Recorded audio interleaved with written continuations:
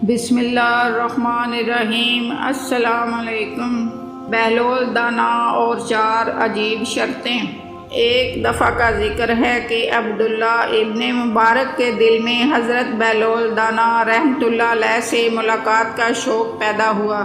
کسی نے عبداللہ کو بتایا کہ بہلول صحرا میں ملے گا۔ عبداللہ صحرا کی جانب روانہ ہوا۔ ایک جگہ اس نے حضرت بہلول کو دیکھا کہ ننگے سر اور ننگے پاؤں یا ہو پکار رہے ہیں۔ عبداللہ قریب گیا اور سلام کیا۔ بہلول دانا نے سوال کا جواب دیا تو عبداللہ ابن مبارک بولا، یا شیخ مجھے کچھ نصیحت کیجیے، مجھے بتائیں کہ زندگی کو گناہوں سے کس طرح پاک کروں اور اپنے سرکش نفس سے کس طرح بازی لے جاؤں اور کیوں کر راہ نجات حاصل کروں۔ حضرت بہلول دانا نے سادگی سے کہا، بھائی جو خود عاجز اور پریشان ہے اس سے کوئی دوسرا کیا امید رکھ سکتا ہے؟ میں تو دیوانہ ہوں، تم جاؤ کسی عقل مند کو تلاش کرو جو تمہاری فرمائش پوری کر سکے۔ عبداللہ نے سینے پر ہاتھ رکھا اور بولا، بہلول اسی لیے تو یہ ناچیز آپ کی خدمت میں حاضر ہوا ہے۔ سچی بات کہنے کی جرأت تو صرف دیوانے ہی رکھ سکتے ہیں۔ حضرت بہلول نے اس کی بات کا کوئی جواب نہیں دیا اور خاموش ہو گئے۔ عبداللہ ابن مبارک منت خوشامد کرنے لگا۔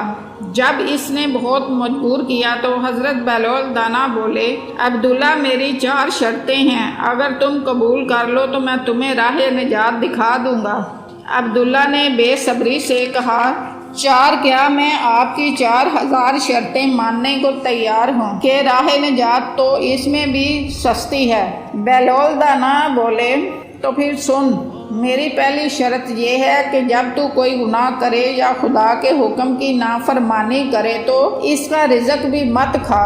عبداللہ گھبرایا اور بولا، بہلول یہ کس طرح ممکن ہے کہ کوئی خدا کا رزق نہ کھائے؟ حضرت بہلول دانا بولے، تو پھر عقل مند آدمی خدا کی بندگی کا دعویٰ بھی نہ کرے۔ یہ کہاں کا انصاف ہے کہ جس کا کھاؤ اسی کی نمک حرامی کرو۔ عبداللہ ابن مبارک نے اعتراف کیا، بے شک آپ سچ فرماتے ہیں۔ اب آپ اپنی دوسری شرط بیان کریں۔ حضرت بہلول دانا نے کہا، دوسری شرط یہ ہے کہ جب تو کوئی گناہ کرنا چاہے تو خدا کی زمین سے نکل جا، یہ دنیا تو خدا کی تخلیق کی ہوئی ہے۔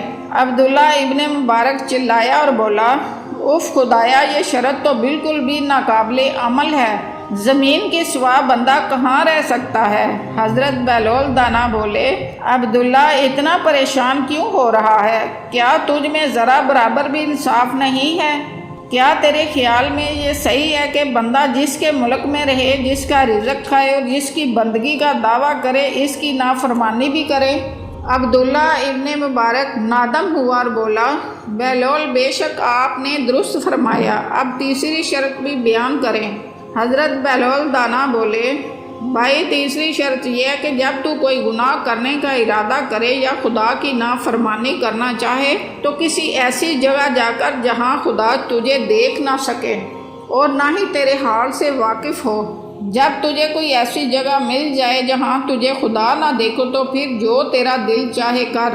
عبداللہ بے حد پریشان ہوتے ہوئے بولا، جناب شیخ بہلول، یہ شرط بھی ویسی ہی کٹھن اور ناقابل عمل ہے۔ خدا تو حاضر ناظر ہے، وہ عالم الغیب ہے، وہ سب کچھ جانتا اور دیکھتا ہے، تو پھر ایسی کون سی جگہ ہے جو اس سے پوشیدہ اوجل ہے؟ بہلول دانا بولے، عبداللہ جب تو یہ جانتا ہے کہ وہ حاضر اور ناظر ہے تو پھر کیا کسی بندے کو زیب دیتا ہے کہ وہ خدا کی زمین پر رہے، اس کا رزق کھائے، اس کے سامنے ہی اس کی نافرمانی کرے اور پھر بھی اس سے بندگی کا دعویٰ ہو؟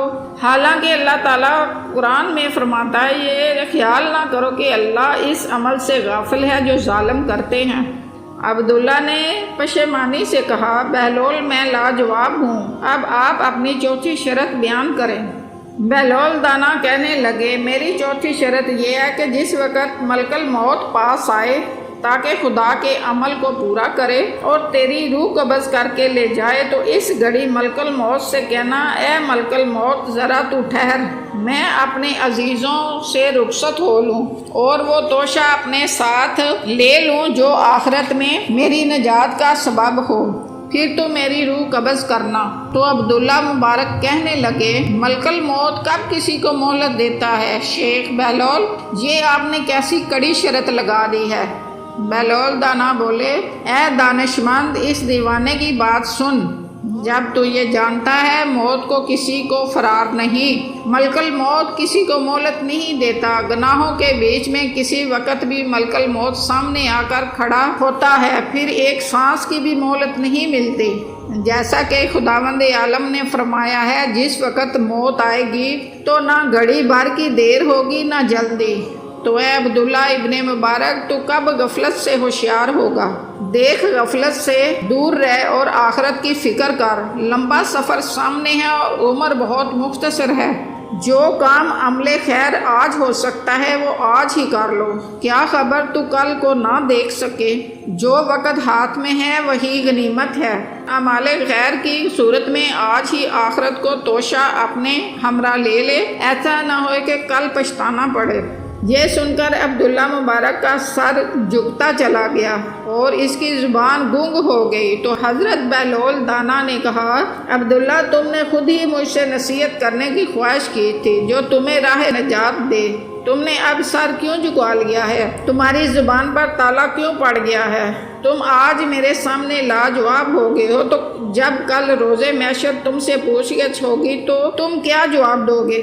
جا اس دنیا میں ہی اپنا حساب صاف کرو تاکہ کل کے خوف سے پناہ میں آ جاؤ۔